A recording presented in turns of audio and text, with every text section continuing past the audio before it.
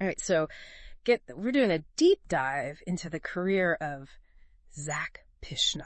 Zak Pishnov. Yeah. Interesting choice. Yeah. Looking over the CV and the portfolio you sent over this is pretty wild. Yeah. Like, this is not your typical engineering story. Not at all. I mean, the guy went from like municipal broadcasting in Leningrad to working on top secret radar systems for the U.S. military. It's really a fascinating journey. When you look at it kind of from the 10,000-foot view. It's like, how does this even happen? Yeah.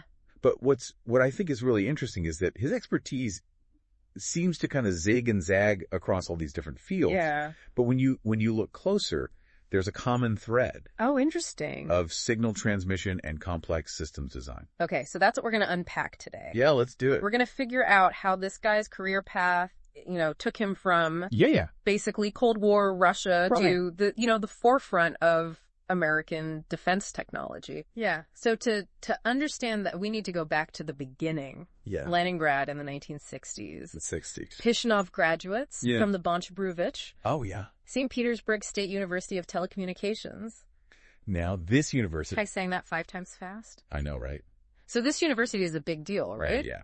Big deal. This university has a history going all the way back to 1930. Wow. And it's known for producing some of Russia's top minds. Okay. In the field of telecommunications. Okay, so that's a pretty solid start. Yeah. Out of the gate. You would think that. Yeah, but right out of university, he goes into designing electromechanical clutches. Uh-huh.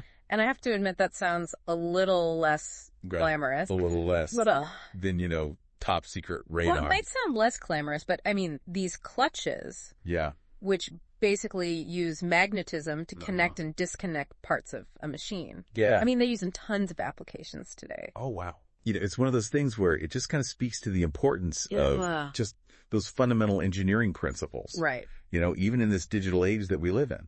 Yeah. So, I mean, And think about it. Go ahead.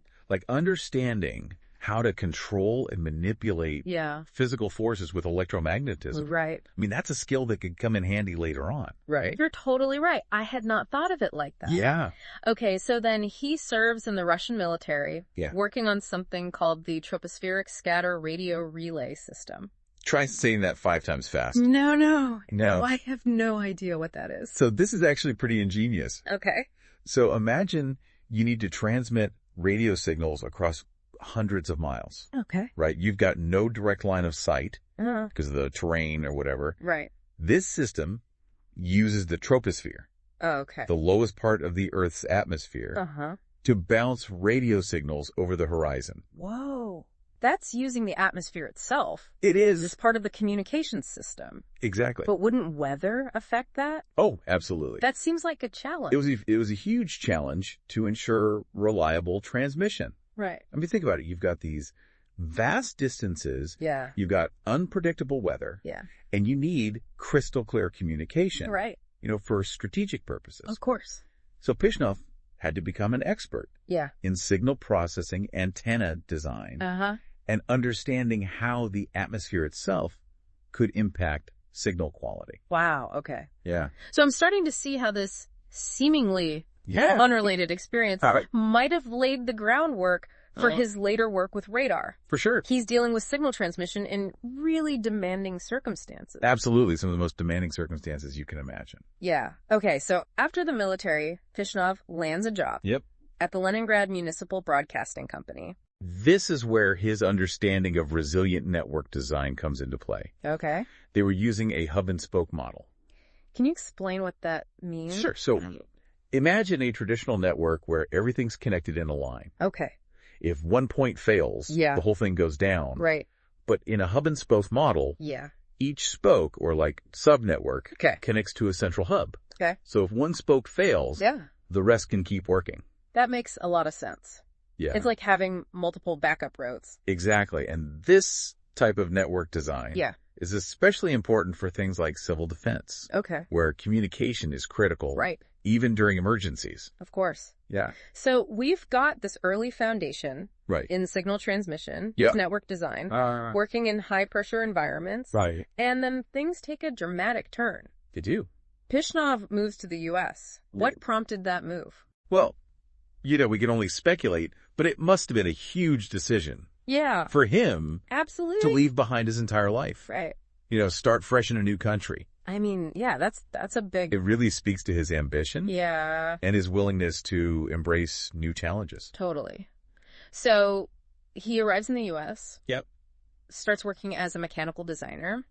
First for Cycledyne and Lapel. Okay. Building automated machines for high-frequency induction heating. So that sounds pretty intense. That sounds really intense. Yeah, you're talking about metal parts being heated to thousands of degrees. Wow. For industrial processes. Yeah. And this requires a deep understanding of material science, heat transfer, mechanical engineering. Got it. So he's building on his engineering foundation. Okay. Adding new layers of knowledge and expertise. Okay, so then he becomes a pipe support designer and stress analyst for nuclear power plants. Oh, wow. That's got to be a super high-stakes job. Oh, you're dealing with incredible pressures, temperatures, and radioactive materials. Right. So everything has to be designed and calculated with absolute precision to meet the strictest safety standards. Yeah. There's no room for error when you're working in a nuclear power plant. Okay, but here's where I'm getting a little lost. Okay. How does designing pipe supports for nuclear plants connect to radar technology? That's a great question. Like, they seem worlds apart. So that's where it gets interesting. Okay. So while the technologies are different, the underlying principles are very similar. Okay. So think about it, structural analysis. Okay. Stress calculations. Yeah. Working with tight tolerances. These are all fundamental to both fields. So he's like learning a new language, but the grammar's the same. Exactly. He can apply those skills to telling different stories. That's a great analogy. I like that. All right, so he's got this solid foundation, then lands at General Microwave and Republic Electronics, designing microwave components and electronic systems. Attenuators, phase shifters, oscillators. Those are like the building blocks. They are the building blocks of radar systems. Exactly. These components are essential for manipulating electromagnetic signals. Okay. Which is at the core of radar technology. It's a very specialized field. Yeah. It demands expertise in electromagnetism, wave propagation, and precision manufacturing. So this is where things start to get a little of your head. Yeah, a little bit. Like, what kind of skills and knowledge would someone need? So you need a deep understanding of the physics behind how electromagnetic waves behave, how different materials impacts them, and then how to actually manufacture these components with incredible accuracy. Wow. Down to the microscopic level. It sounds like the kind of work where a tiny imperfection could throw off the entire system. One little slip up and the whole thing's messed up. Yeah. Exactly. Yeah. And this attention to detail, this ability to work with precision at such a small scale will be crucial to Pishnov's later success. Okay. Because from here, he's headed to Northrop Grumman. Ooh. And that's where things get really interesting. Okay. Yeah. So let's... Should we take a break? Yeah, let's take a break and we'll come back and we'll... pick up the story. Talk about Northrop Grumman. Yeah. All right, see you in a sec. Sounds good. Yeah. Northrop Grumman is where he really gets into... like the thick of it. Yeah. Large scale, high stakes projects. I mean, it's a major step up in terms of like responsibility and the impact of his work. I can imagine. So this is where his career takes off. Yeah. Into the world of advanced radar systems. Exactly. So one of his first major projects there is the Airport Surface Detection Equipment, ASDE-3. Okay. This is the system that allows air traffic controllers to see everything that's happening. Got it. On the runways and the taxiways. Okay, so that sounds crucial for safety. Yeah. So what were some of the challenges in designing a system like that? Well, I mean, you're essentially creating a real-time radar image of a very chaotic environment. Yeah, of course. You got planes, taxiing ground vehicles, moving around, potential obstacles. Yeah. The system has to be able to distinguish between all these things. Wow. Track their movements accurately. And relay that information to controllers.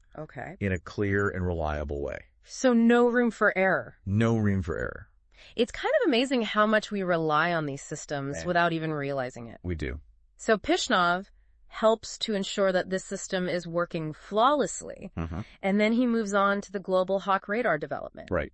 We touched on this a little earlier, but this is a drone that is designed for long-duration surveillance missions. Surveillance, Right. So the Global Hawk can stay airborne for over 30 hours. 30 hours? Yeah, covering vast distances. Wow. And it needed a powerful radar system to match. Okay. So the goal was to create a persistent maritime surveillance capability. Okay. So imagine being able to monitor huge swaths of ocean for extended periods. That's a game changer. It is. In terms of intelligence gathering and maritime security. Yeah. But designing a radar system for a drone must come with unique challenges? Absolutely. So you're dealing with strict limitations on weight, power consumption, size of the components. Yeah. And you still need the radar to be incredibly powerful and sensitive. Yeah. So it's a tough balancing act. Yeah, and I remember reading that Pishnov actually convinced the customer to simplify the system requirements, which is pretty bold. It is bold. What was his reasoning there? Well, he understood the limitations of the platform. Okay. And rather than trying to cram in every bell and whistle, he focused on optimizing the system for its primary mission. Okay. So by streamlining the requirements, he was able to deliver a more effective and reliable system. So he wasn't just following orders. No. He was actively shaping the project. He was based on his expertise. Exactly. He was thinking like an engineer and a strategist. Wow, that's impressive. Yeah. Right. Okay, so he tackles airport safety, helps create a cutting-edge surveillance system. Right. What's next? So his innovation didn't stop there. Okay. He actually led the development of a revolutionary new type of antenna mechanism. Wow. For which he received a patent. A patent? Yeah. Okay, that's serious. Yeah. What was so special about this invention? So he designed a multifunctional rotation mechanism for electronically scanned array antennas. Okay. So think about it. You've got this massive antenna, right, that needs to rotate to scan different areas. Right. But you also need to transmit electrical power and cooling to those rotating parts. Right. Pishnov's invention solved this challenge in an incredibly elegant way. Wow. Allowing for smoother operation and increased reliability. So it sounds like he wasn't afraid to get into the nitty-gritty details. No, he was not. Really think outside the box, come up with innovative solutions, and all this while working on these huge, complex projects. Exactly. And his work with Northrop Grumman was far from over. Okay. Next, he was involved in 2 projects. Okay. That sound like they're straight out of a spy movie. Okay, you gotta tell me more. ISAT and CJR. Okay, what do those acronyms even stand for? So ISAT stands for Innovative Space-Based Radar Antenna Technology. Okay. This program was all about developing technology for deploying massive electronically scanning antennas in space. Hold on, space-based radar? Space-based radar. That sounds like straight out of science fiction. I know, right? What's the advantage of putting radar in space? So imagine a radar system with a continuous, unobstructed view of the Earth's surface. You could track objects with incredible accuracy. Okay. Monitor weather patterns. Yeah. Even gather intelligence in ways that were never possible before. So it's like having an all-seeing eye in the sky. It is. Wow, that's incredible. Yeah. And what about CJR? All right, so CJR stands for Cobra Judy Replacement. Okay. This is a highly sophisticated radar system. Okay. Designed for ballistic missile data collection. So we're talking important stuff. National security level technology. We are. Pishnov is involved in projects that have global implications. Exactly, and his role on these projects was significant. Okay. He was the design authority for ISAT, which means he was ultimately responsible for the overall technical integrity of the system. That's a huge responsibility. It is a huge responsibility. Especially for a project that complex. Yeah, especially for a project that's trying to put a giant radar system into space. Okay, so I'm seeing a pattern here. What's that? Pishnov doesn't just contribute to these projects. Right. He's leading them. He is. He's taking on more responsibility and pushing the boundaries of what's possible with radar technology. Absolutely. And it's not just the technical side that he's mastering. Okay. He was also deeply involved in developing Northrop Grumman's proposal for the Aerial Common Sensor Program, which was a major competition to create a new reconnaissance aircraft for the U.S. Army and Navy. So now he's thinking strategically. He is. He understands the competitive landscape. Yeah. And he's essentially pitching these multi-million-dollar projects. Yeah. I mean, you're talking about big money. Yeah. Big stakes. So he's become a leader in every sense of the word. Absolutely. Yeah. And after all this, his career takes another interesting turn. He moves to DRS Consolidated Controls, where he focuses on something completely different. What's that? Shock and vibration analysis. Okay. For naval equipment. Wait, a complete shift again. Another one? I'm starting to think this guy thrives.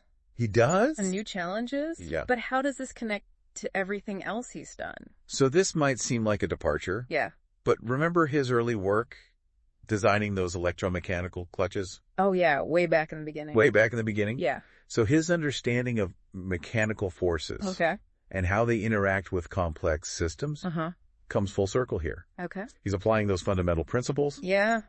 But now in the context of ensuring that critical naval equipment can withstand the incredibly harsh conditions at sea. So whether it's a tiny radar component or a massive piece of naval equipment, Pishnov is concerned with making sure it functions reliably. He is. No matter the environment. That's right. I'm sensing a theme here. What's that? Dedication to precision and robustness seems to be like a hallmark of his entire career. You're absolutely right. And to analyze those shock and vibration effects, he was using some seriously advanced engineering software. Like what? Like NX-Nastran, FEM. Okay. And MacroFlow, CFD. I'm not familiar with those. These are not your average spreadsheets. Okay. We're talking about sophisticated tools used to model and simulate. Okay. Complex physical phenomena. So it sounds like he never stopped learning. Nope. Never stopped pushing himself. Never. To master new skills and technologies. Right. Even at this stage in his career. Even at this stage. He's still adapting and evolving. That's the mark of a true engineer, wouldn't you say? Absolutely. This constant curiosity. Yeah. This drive to understand how things work and how to make them better. That's what it's all about. It's inspiring, to say the least.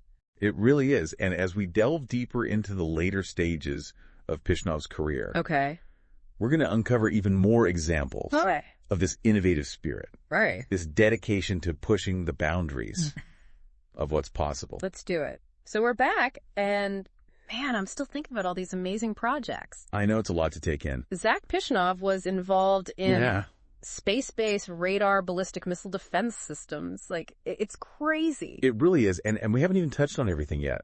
Remember how we were talking about his patent? Yeah. For that revolutionary antenna rotation mechanism? Yeah, that was so impressive. Yeah, it was a real breakthrough. In antenna design. Well, that invention actually played a crucial role. Oh, really? In both ISAT and CJR. Okay. Because these systems required incredibly large and complex antennas. Okay. And Pishnov's mechanism made it possible to rotate those antennas. Yeah. Smoothly and reliably. Wow. Even in the harsh conditions of space or at sea. So his ingenuity had a direct impact on the success of these massive high-stakes projects. Absolutely. That's incredible. Yeah, and speaking of ISAT, I think it's worth kind of digging a little deeper into the challenges of designing a radar system that's going to operate in space. Okay. I mean, it's not just about miniaturizing the components. Right. It's about creating something that can function reliably in a vacuum. Right. Withstand extreme temperature fluctuations. Right. And operate autonomously for years on end. That sounds ridiculously difficult. It is incredibly challenging. Yeah. And remember, this is back in the late 90s, early 2000s. Right. When space-based radar was still a relatively new concept. Yeah. So Pishnov was truly pushing the boundaries of what was possible at the time. Wow. And then there's CJR. Right. Cobra Duty Replacement. Cobra Duty Replacement, which was all about tracking ballistic missiles. Tracking ballistic missiles. Yeah, the system was essentially a giant sea-based radar designed to detect and track missiles launch from anywhere in the world. Wow. It was a vital part of U.S. national security. Yeah. Providing early warning and critical data for missile defense systems. So Pishnov went from designing systems to help planes land safely. I know, it's amazing, right? At airports. Yeah. To working on technology that could potentially protect entire countries. Entire country. From missile attacks. That's right. That's quite a leap. It is. It really speaks to the breadth of his expertise. Yeah. And his ability to adapt his skills to different challenges. So it's not just the technical expertise. He's also a leader. Yeah. Who understands the bigger picture. Remember his involvement Yeah. In the aerial common sensor proposal. Oh, yeah. That competition? Yeah, to develop a new reconnaissance aircraft. Yeah, so he was stepping into a much more strategic role. He was thinking about the future of aerial surveillance. Wow. Understanding the needs of the military and crafting a proposal that could win a multi-billion-dollar contract. So we're talking about big money. Business acumen and strategic thinking. Yeah, stuff that you don't always find in engineers. Right, exactly. Yeah. So he's got incredible technical expertise. He does. He's leading teams. Yeah. He's winning contracts. He's working on projects with global implications. It's amazing. What more could there be? Well, his story doesn't end there. Okay, go on. After all of this, he moves to DRS Consolidated Controls. Okay. Where he focuses on shock and vibration analysis for naval equipment. Wait, another career shift. Another one. I'm starting to think this guy just thrives on new challenges. He does. He loves it. But how does this connect to everything else he's done? So this might seem like a departure. Yeah. But remember his early work designing those electromechanical clutches? Oh, yeah, way back in the beginning. Way back in the beginning. Yeah. So his understanding of mechanical forces and how they interact with complex systems comes full circle here. Yep, he's applying those fundamental principles, right? But now in the context of ensuring that critical naval equipment can withstand the incredibly harsh conditions at sea. So whether it's a tiny radar component or a massive piece of naval equipment, Pishnov is concerned with making sure it functions reliably, no matter the environment. I'm sensing a theme here. What's that? This dedication to precision and robustness seems to be a hallmark of his entire career. It is. You're absolutely right. And to analyze those shock and vibration effects, he was using some seriously advanced engineering software. Oh, yeah. Things like NX Nastran FEM and MacroFlow CFD. I'm not familiar with those. Yeah, those are not your average spreadsheets. Okay. We're talking about sophisticated tools used to model and simulate complex physical phenomena. So it sounds like he never stopped learning. Never. Never stopped pushing himself to master new skills and technologies. Nope. Always learning, always growing. Even at this stage in his career. Yeah. He's still adapting and evolving. That's the mark of a true engineer. Absolutely. This constant curiosity, this drive to understand how things work. Yeah. And how to make them better. That's what it's all about. It's inspiring, to say the least. It is. Zak Pishnov's career is a testament to the power of human ingenuity. The importance of lifelong learning. Absolutely. And the unwavering pursuit of excellence. From those early days in Leningrad, tinkering with clutches. Yeah. Bouncing radio signals off the atmosphere. Right. To leading teams on projects that shape the landscape of radar technology. I know, it's pretty incredible. His journey is filled with valuable lessons. It's a reminder that seemingly unrelated experiences can build upon each other in unexpected ways. Yeah. And that a solid foundation in those fundamental principles can be applied across diverse fields. It's amazing how it all connects. It is. And maybe the biggest takeaway for me is the importance of adaptability. Never being afraid to learn something new, to embrace a challenge. Right. To constantly push yourself beyond your comfort zone. That's a great point. Pishnov never seemed content to rest on his laurels. Yeah. He was always seeking out that next challenge. Yeah. That next opportunity to learn and grow. That's an attitude we can all benefit from. Absolutely. No matter where we are in our own journeys. Well said. So as we wrap up this deep dive, I want to leave you with a thought. Okay. Looking back on Pishnov's career, what do you think were the key turning points? What decisions or experiences shaped his path the most? That's a fantastic question. And more importantly, what lessons can we take away from his remarkable journey and apply to our own lives? I think it highlights the importance of reflecting on our own experiences. Yeah. Identifying those pivotal moments and recognizing the interconnectedness of seemingly disparate events. Yeah. Because sometimes it's the unexpected turns, the detours, the challenges. Right. That lead us to the most rewarding destinations. Couldn't have said it better myself. Thanks. Thank you for joining us on this deep dive into the extraordinary career of Zak Pishnov. What a story. We hope you enjoyed the journey. Yeah. And maybe even gleaned some inspiration for your own path. For sure. Until next time. See ya.